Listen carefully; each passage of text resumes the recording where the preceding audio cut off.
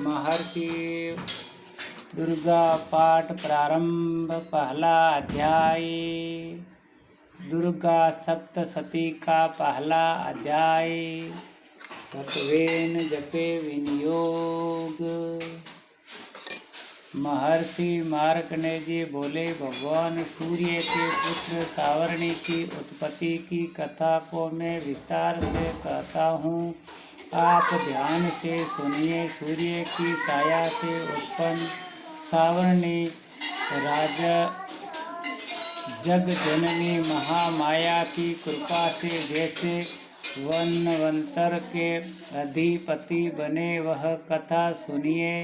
प्राचीन काल में स्वारोचि मनवंतर के चैतवंशी राजा सूरत समस्त पृथ्वी के चक्रवर्ती राजा हुए। वे प्रजा का अपना पुत्रों की भांति पालन करते थे। यवन राजाओं से राजा की शत्रुता हो गई। दुष्ट दलन राजा सूरत से उनका भयंकर युद्ध और थोड़ी सेना होने से यवन राजाओं ने सूरत को हरा दिया।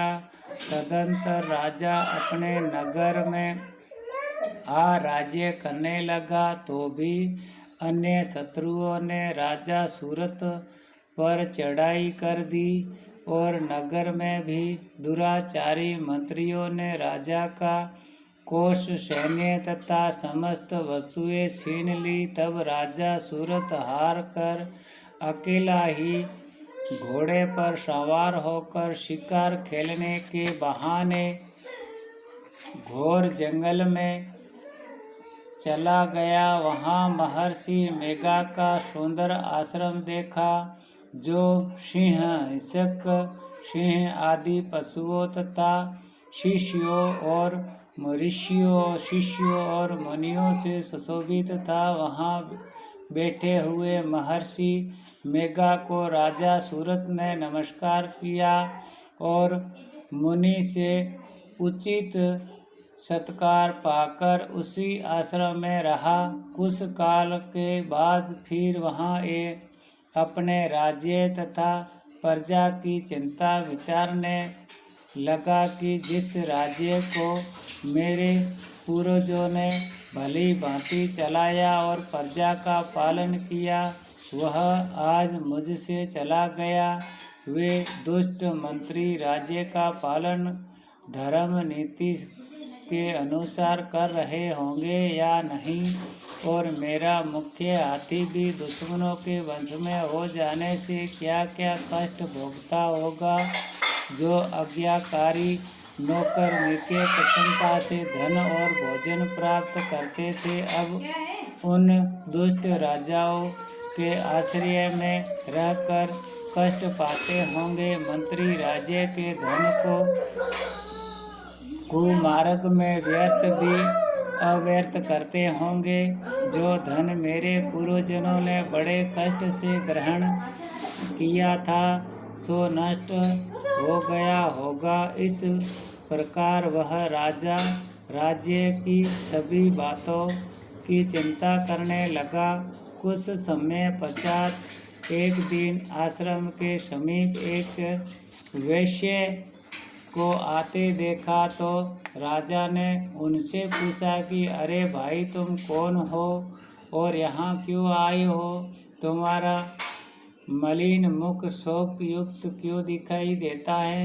इस प्रकार राजा सूरत की बातों को सुनकर उस समाधि नामक के वेश्या ने राजा सूरत से कहा कि हे राजन, मैं समाधि नाम का एक वेश्या हूँ। मेरा जन्म धनवान कुल में हुआ। मेरे दुष्ट स्त्री पुत्र आदि ने मुझे धन के लोभ से घर से निकाल दिया है, मेरा धन छीन लिया है और मैं धन स्त्री पुत्र से रहित हूँ।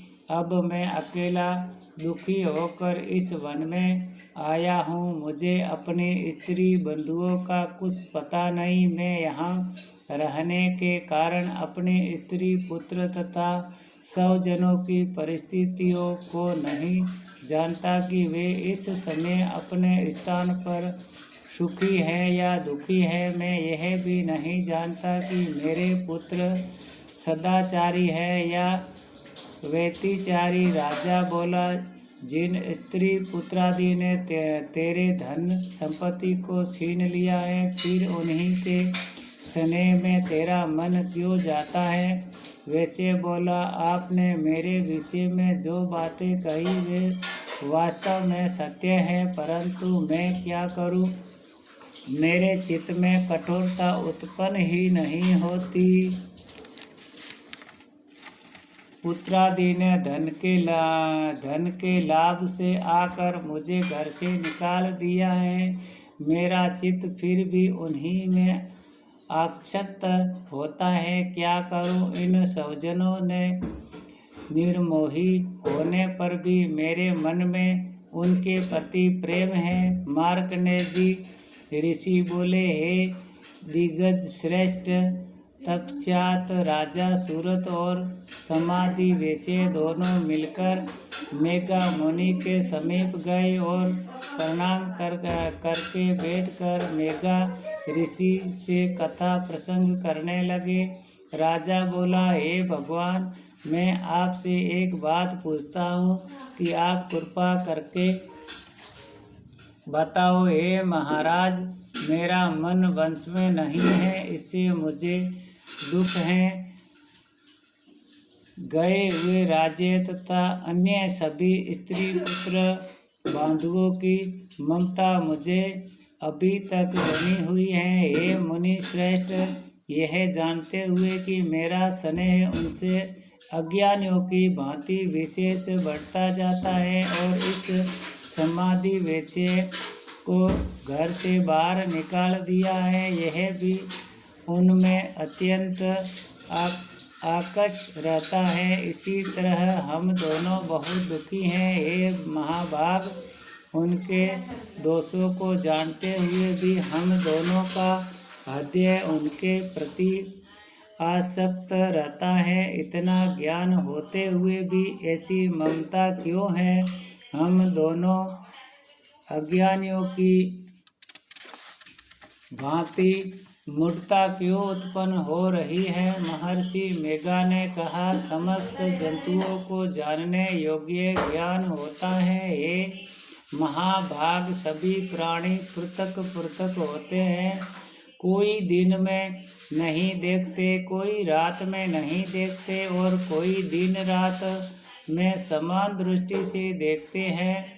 पुरुष ज्ञान युक्त है, यह सत्य है, इसमें संदेह नहीं है। केवल उसमें ही नहीं, सभी पशु पक्षी मुर्गादि में भी मनुष्य की भांति ज्ञान होता है। यह स्थल ज्ञान होता है। जैसे मनुष्यों में आहार आदि की इच्छा उत्पन्न होती है, वैसे ही पशु पक्षी आदि में भी आहार विहार निद्रा मैथुन आदि की इच्छा उत्पन्न होती है। ज्ञान होने पर भी पक्षियों की भांति भूखे होने पर भी ममता वंश अपने बच्चों को चोंच से स्नेह से चुगा देकर प्रसन्न होते हैं। हे राजन, मनुष्य पुत्रों पौत्रों से इसी भांति बर्ताव करते हैं। वह पालन पोषण इस इच्छा से कि जब हमारी वृद्धा अवस्था आएगी तब हमारा पालन पोषण वे करेंगे। क्या यह तुम नहीं देखते कि पुत्रादि उनका भरण पोषण न भी करे तो भी माता पिता तो करते हैं, क्योंकि विश्व की स्थिति को रखने वाली महामाया के प्रभाव से वे मोह के गड्ढे में डाल दिए गए हैं। इसमें कोई आश्चर्य नहीं है, क्योंकि यह भगवान विष्णु की योग निद्रा है जिससे संसार मोहित हो जाता है। यही भगवान की महामाया है। वह भगवती देवी बड़े ज्ञानियों के चित्त को जबरदस्ती खींचकर मोह में डाल देती है। इसी देवी ने ही चराचर विश्व को उत्पन्न किया है और यही देवी प्रसन्न होकर भक्तों को वरदान देती है जिससे मुक्ति मिलती है। वही मुक्ति की परम हेतु और सनातनी ब्रह्मा ज्ञान स्वरूपा विद्या है। राजा बोला, हे भगवान, आप जिसे महामाया कहते हैं वह कौन सी देवी है? वह देवी कैसे उत्पन्न हुई है और उसका क्या कार्य है? उसका स्वभाव, स्वरूप, उत्पत्ति आदि के विषय में सुनना चाहता हूँ। सो आप सभी वृत्तांत मुझे सुनाए। ऋषि ने कहा, वह देवी नित्य है और सब चराचर में व्यापक है, तथापि उसकी उत्पत्ति अनेक भांति से है और उस कथा को तुम मुझसे सुनो। यह भगवती देवताओं की कार्य सिद्धि की उत्पन्न होती है और अजन्मा उत्पन्ना कहलाती है। जब भगवान विष्णु सवर्ण विश्व को त्याग कर मैं जंगल जल ही जल करके योग निद्रा में शेष शैया पर शयन कर रहे थे, उस समय विख्यात मधुकेटम नाम के दो घोर असुर भगवान विष्णु के कान के मेल से पैदा होकर ब्रह्मा जी को मारने को तैयार हुए। ब्रह्मा जी विष्णु भगवान के नामी कमल पर स्थित थे। उस दोनों भयंकर असुरों को मारने को आते देखकर और भगवान विष्णु को सोया हुआ देखकर ब्रह्मा जी योग निद्रा की प्रसन्नता एकाग्र मन से स्तुति करने लगे, जिससे कि भगवान विष्णु के नेत्रों से भगवती योग माया अपना प्रभाव हटा ले और भगवान जाग पड़े। वह योग माया विश्वेश्वरी जगत माता स्थिति संहार करने वाली भगवान विष्णु की अतुल तेज वाली निद्रा स्वरूपा अनुपम शक्ति है। ब्रह्मा जी बोले, हे महामाये, तुम स्वाहा और देवताओं को पालने वाली हो, तुम स्वाधा पितृ स्वरों का पोषण करने वाली हो, तुम ही वचटकार स्वर इंद्र को यज्ञ का हिस्सा पहुँचाने वाली हो, अमृत भी तुम ही हो, अक्षरों में स्वर तुम ही हो तथा नित्य आदि मात्रा वैजन भी तुम ही हो। हे देवी, तुम ही संध्या सावित्री और संसार की जननी हो, और हे मातेश्वरी, विश्व को उत्पन्न पालन और संहार करने वाली आप ही हो। आप ही महाविद्या, महामाया, महामेघा, महास्मृति और महामोहा महादेवी महाशूरी हो। आप ही समस्त चराचर के तीनों गुणों सतोगुण, रजोगुण, तमोगुण को उत्पन्न करने वाली प्रकृति हो। आप ही काल रात्रि प्रलय स्वरूप महारात्रि तथा दारुण मोह रात्रि हो। आप ही खड्ग शूल और घोर गदा चक्र शंख धनुष बाण भूषणी परिध आदि अस्त्र शस्त्र को धारण करने वाली हो। हे देवी, आप ही सौम्यता हो तथा संसार के आप ही अति सुंदर हो, पर और अपरों में श्रेष्ठ आप ही परमेश्वरी हो, जो इस विश्व की रचना, पालन और संहार करते हैं।